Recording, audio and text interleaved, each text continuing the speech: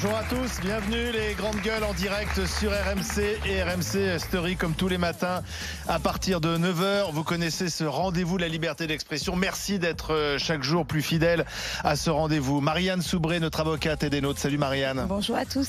Le fromager des grandes gueules, Johnny Blanc.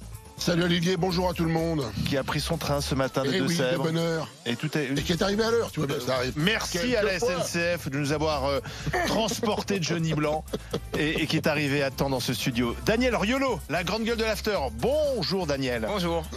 Vous savez que tous les jours sur RMC, on vous fait gagner 1000 €. Vous avez un quart d'heure pour jouer et pour remporter ces 1000 € RMC en envoyant RMC au 7 32 16. À vous de jouer. Le gagnant ou la gagnante sera en direct dans les grandes gueules à 9h15. De quoi va-t-on parler ce matin? Vous savez qui est la personnalité politique préférée des Français? Nicolas Sarkozy. Qui l'eût cru? Alors, la question qu'on a envie de vous poser à la lecture de ce sondage au Doxa, c'est: est-ce que Sarkozy vous manque? Est-ce que vous avez envie de revoir Sarkozy au premier plan de la vie politique? Ça sera tout à l'heure, les GG veulent savoir, à 10h40. Grande gueule du jour, ces élus locaux qui lancent un appel pour une meilleure prise en charge des réfugiés, des migrants. Ils estiment que l'État est défaillant et que les collectivités, les mairies pourraient faire le job. C'est une conférence de presse qui est organisée aujourd'hui par Anne Hidalgo et autour d'elle, il y aura des élus de Nantes, de Bordeaux, de Rennes, de Strasbourg, de Metz, pour dire l'État est dépassé par la situation, laissez-nous gérer pour accueillir dignement ces réfugiés, ces migrants. Est-ce qu'on est d'accord avec cet appel? Ça sera tout à l'heure à 10h. Mais pour commencer, une candidate aux européennes en très grande difficulté. RMC, à la une des grandes gueules. J'entends aujourd'hui certains me prêter une proximité avec l'extrême droite. C'est révoltant. C'est le contraire de la raison pour laquelle je suis entrée en politique. Je déteste tout ce que représente l'extrême droite dans notre pays et en Europe. Nathalie Loiseau, ancienne ministre d'Édouard Philippe et d'Emmanuel Macron, aujourd'hui candidate de La République En Marche, tête de liste aux européennes, qui a quand même eu du mal à se défendre des accusations portées par Mediapart sur une appartenance à l'extrême droite, ou en tout cas sa présence sur une liste d'extrême droite lorsqu'elle était étudiante à 20 ans, en 1984, à Sciences Po Paris. Elle a eu du mal parce que dans un premier temps, elle a dit qu'elle ne s'en souvenait pas. Dans un deuxième temps, elle a dit qu'elle ne savait pas que cette liste était proche de l'extrême droite. Et puis dans un troisième temps, elle a reconnu une connerie, une erreur de jeunesse. Forcément, l'opposition s'en est saisie. Elle se moque un peu de la façon dont Nathalie Loiseau se défend dans cette affaire. Et notamment, elle se dit, est-ce que celle qui s'est présentée comme étant le barrage à l'extrême droite est aujourd'hui crédible pour mener ce combat? Est-ce que Nathalie Loiseau, aujourd'hui, n'est pas le maillon faible des européennes? Je vous pose la question au 32-16 et à Johnny Blanc. Je sais pas, est-ce que Mediapart ne serait pas le maillon faible de la presse française? Moi, je veux dire, les videurs de poubelles, je les supporte plus. Il va nous pourrir toutes les élections. Chaque fois qu'il y a une élection, il va nous ramener une petite soupe comme ça, un truc. Je sais pas. Je veux dire, il donne une information. Oui, tu parles d'une information. Il y a 40 ans, dis donc, il y a 40 ans, cette nana peut-être aurait été sur une liste, effectivement, où il y avait quelques. Pourquoi ne l'a-t-elle pas assumé tout de suite? Mais qu'est-ce que je m'en fous de ce qu'a fait Nathalie Loiseau il y a 40 ans, franchement. Mais je crois que la presse aujourd'hui, il y a vraiment, ils sont en panne d'inspiration. Donc toi, t'en veux plus à Mediapart qu'à Nathalie Loiseau? Mais j'en peux plus. Ah non, justement, ils sont pas en panne d'inspiration parce que tout ça est très travaillé. Oui, non, mais enfin, c'est la grande inspiration de Mediapart, c'est ça. Il y a quand même de l'actualité, à mon avis, bien plus importante que d'aller fouiller dans les poubelles de ce qui s'est passé il y a 40 ans sur une candidate qu'on connaissait pas il y a encore. Justement, on la connaît pas. C'est une façon de la connaître aussi. Eux, ils sont pas dans l'actualité, Mediapart. Daniel. Ce qu'ils veulent, c'est couper des têtes. Cette affaire, je vais faire comme à l'école. C'est petit 1, petit 2, petit 3. Cette affaire, à mes yeux, elle est lamentable pour 3 raisons. D'abord, l'accusation, Johnny vient de commencer à évoquer ça, que je trouve absolument minable pour ce qu'elle représente et en plus de qui elle vient. 2, la justification. Nathalie Loiseau qui s'en sort pas, qui assume pas, qui d'abord dit je me souviens pas, qui ensuite et tout, bon, elle s'empêtre un peu là-dedans. Et pourquoi elle ne s'en sort pas réellement ?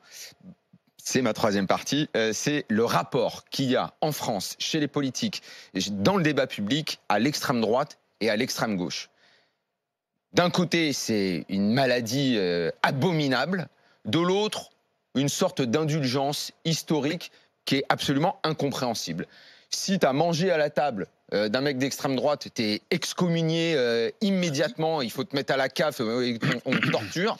En revanche, si tu as soutenu les Khmers rouges, les maoïstes, toute la saloperie d'extrême gauche et tous les massacres commis par l'extrême gauche, c'est pas si grave. T'es peut-être un intello qui a réfléchi dans ta vie finalement. Voilà, j'ai fini mon petit plan en 3 parties.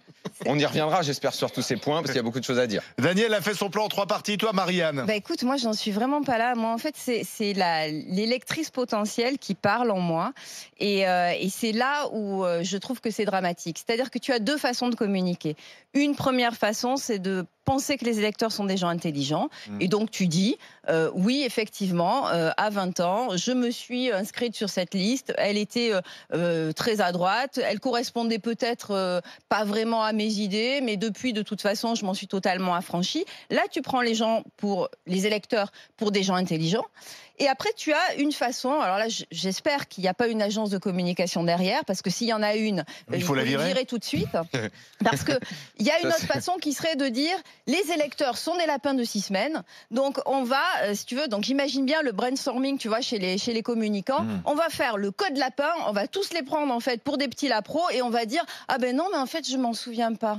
Et cette façon de communiquer, c'est là où moi j'ai un problème avec ça, c'est que on me prend pour une imbécile. T'as un problème avec la sincérité de Nathalie Loiseau. Ben ça, c'est mon point 2. Oui, la justification. Oui, mais oui, absolument. Tu vois, ma démonstration rejoint ton point 2. Et c'est là où moi, je suis très gênée. C'est-à-dire que j'aurais préféré vraiment qu'elle assume. Et après tout, effectivement, on parle d'un truc en 1984. Mais venir nous dire que quelqu'un qui était inscrit à Sciences Po, on parle de Sciences Po, hein, on parle pas non plus, on parle donc d'un endroit où on forme des gens à raisonner à la politique. Et on parle politique du matin au soir. On parle politique du matin au soir. Elle a commencé quand même à dire oui, mais moi j'étais à l'INALCO, vous comprenez, j'étais plus à l'INALCO à apprendre le chinois qu'à Sciences Po à apprendre l'échiquier politique. Au secours. Au secours. En réalité, il fallait qu'elle assume jusqu'au bout. Mais je vais aller un peu dans le sens de ton point 1 et de ce que dit Marianne et contredire Johnny Blanc. Parce que c'est pas Mediapart qui a révélé cette affaire. C'est le journal Minute, journal d'extrême droite qui, il y a un mois, a expliqué effectivement qu'il y avait peut-être un problème avec la présence de Nathalie Loiseau sur une liste d'extrême droite lorsqu'elle était étudiante. Moi, ce que je ne comprends pas, c'est que Nathalie Loiseau, avec son équipe depuis un mois, elle sait que ça peut potentiellement sortir, être exploité, notamment par ses adversaires. Alors, je ne sais pas ce qu'il faisait dans le staff, mais tu pouvais très bien préparer plus habilement une riposte et jouer la sincérité en disant effectivement, à 20 ans, j'ai fait une connerie, vous savez, mais c'est justement parce que j'ai côtoyé ces gens-là qu'aujourd'hui je peux vous dire qu'à mon âge, je ne veux pas ça pour la France et l'Europe. Elle le dit, mais elle le dit, elle s'est reprise à 3 fois pour le dire. C'est ce qu'elle dit maintenant. Mais revenons quand même au début, c'est intéressant, tu fais bien de rappeler que c'est Minute qui a révélé l'affaire, et on est là, dans cette fameuse alliance nébuleuse des extrêmes en France. Minute sort le truc, ça fait tout de suite un petit peu moins de bruit. Et là arrive les chevaliers blancs de l'information en France, Monsieur Plenel, le justicier avec son sabre qui dit ce qui est bien et ce qui est pas bien et qui coupe les têtes parce que visiblement il en a le pouvoir et en tout cas la volonté. Il reprend l'information de Minute parce que faut pas croire que ces gens-là sont des gens qui vont enquêter. Non, non. Le matin, c'est comme un standard téléphonique boule puante. Allô? Oui, Mediapart? Oui, j'ai une boule puante pour vous. Ça vous dit? Bon, envoyez. Après, on vérifie parce que quand même, ils font le taf. Faut pas non plus. Hein. Donc voilà. Et la boule puante, elle est arrivée parce que c'est comme ça que ça marche. On dit bon, alors Nathalie Loiseau en 84, regardez, vous pouvez nous faire un truc là-dessus? Ouais. Puis probablement, ils vont faire un feuilleton parce que c'est ce qu'ils font. Puis après, il y a le fond de l'affaire. Ouais, mais... Le fond de l'affaire, c'est que bon, effectivement, elle fréquente peut-être en 84, cela. Mais je crois que tu en parlais hier parce que j'ai écouté l'émission hier. Mais enfin, si on se met à rechercher. Bon, ouais, on peut prendre juste non, mais Daniel, ça sert à rien d'aller plus loin. Attends, étudiant, on l'a été, Daniel. Moi, je faisais vraiment la différence. Droite, toi mais jamais, justement. Donc, je faisais vraiment la différence. Et j'étais pas à Sciences Po. Je faisais la différence entre un syndicat de gauche et un syndicat emblématique de la politique française. Jacques Chirac qui vendait l'humanité, qui ensuite a terminé au RPR. D'ailleurs, Mitterrand qui jusqu'au bout a assumé son amitié avec Bousquet. C'est plus grave ou c'est pas plus grave? Cambadélis, extrême gauche. Oui, mais il a tu peux citer Plenel. Mais bien sûr. Alors ça j'y viens après parce que lui il l'est toujours. Lui c'est pas pareil. Non. Plenel, alors Plenel, il faut expliquer que Plenel était trotskiste et pas maoïste d'ailleurs. Elle s'est trompée. Elle connaît pas bien la différence. Attention, les groupuscules à l'extrême gauche. C'est pas la même chose. C'est pas la même chose. C'est pas pareil. Non mais Plenel, on lui reproche surtout d'avoir écrit à 20 ans d'ailleurs que finalement il trouvait que tous les révolutionnaires étaient défendables, même ceux qui ont participé, organisé la sanglante prise d'otage des Jeux Olympiques à Munich en 72. Ouais. Bon. Et Plenel, d'ailleurs, avait expliqué qu'aujourd'hui, il ne pourrait pas réécrire ce qu'il écrivait à 20 ans. Donc finalement, il reproche un peu à Nathalie Loiseau, mais c'est ce que lui, il a été aussi. Il n'avait pas 20 ans quand, avec un tas d'intellectuels de gauche, ils ont soutenu Cesare Battisti.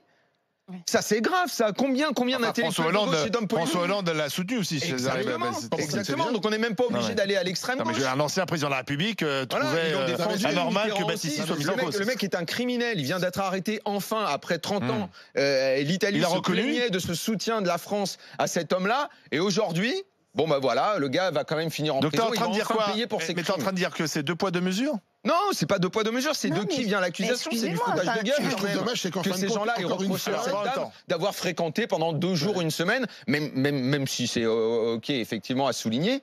Après, effectivement, il y a toute la justification, la communication qui est minable. Après, c'est pas la même chose. De voir à quel point les hommes politiques sont mal entourés, alors qu'on croit qu'ils ont des batteries de communicants. En plus, c'est pas la même chose quand même d'être à 20 ans sur une liste où il y a quelques personnes d'extrême droite que de soutenir des terroristes. Bien sûr.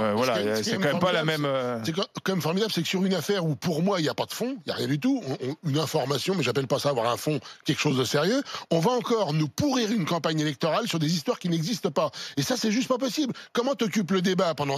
T'as un mois des européennes bientôt? C'est à eux l'animer ce débat, c'est aux candidats de rendre tout ça intéressant. Mais tu sais très bien que. Regarde comment ça s'est passé au dernier présidentielle avec l'histoire Fillon qui a été mise en examen en 5 minutes et puis 2 ans après, il n'y a toujours pas de procès. Si, il y aura un procès. Il a tort parce qu'il y aura un procès là.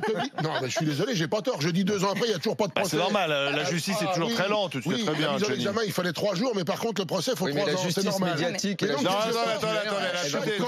Chaque campagne électorale, il faut toujours qu'il y ait un journal qui vienne te pourrir la campagne. Ça me sort par les yeux. Il y a sûrement autre chose à dire sur l'Europe que ce qu'ils disent sur la télé. Ça la fout mal quand même, et ça la fout mal, Marianne, que celle qui se présente comme le rempart au populisme, qui, face à Marine Le Pen, dans une émission télé, d'ailleurs, a joué un peu à l'acteur studio, dit tout d'un coup, je change d'avis en écoutant Marine Le Pen, je me présente aux européennes car je ne veux pas ça pour mon pays. C'est quand même un peu l'ironie de l'histoire. Elle était, il y a finalement, quand elle avait 20 ans, elle était du même bord. On nous vend la. C'est rien, c'est pas parce que t'as été quand t'es étudiant sur une liste que t'es forcément un frontiste aguerri. On nous vend la Renaissance, en fait. C'est quand même ce qu'elle nous vend. C'est le nom de la liste. Et c'est le nom de sa liste. Et moi, en fait, ce qui me gêne, c'est vraiment sa réaction. Et je me dis, bon, allez, les gens vont voter pour elle. Mais imagine qu'il y a autre chose. À chaque fois, elle va se justifier comme ça. C'est-à-dire que c'est quelqu'un qui n'a Ça l'affaiblit aucun. Mais bien sûr que ça l'affaiblit. Donc je disais, est-ce que c'est un maillon faible aujourd'hui? Mais pour moi, c'en est C'est un maillon faible pour la liste bien En Marche. Entendu. Évidemment que c'est un maillon faible parce que moi, je peux pas avoir confiance en quelqu'un. J'aurais eu confiance si elle avait dit oui, j'ai fait, oui, effectivement, oui. Donc tu penses qu'elle peut cacher autre chose? C'est juste ce que cherche Mediapart. Produire ça, exactement. Oui, mais excuse-moi, c'est pas l'action logique. On me prend pour une imbécile. Je lui dis, j'ai pas envie de voter pour toi.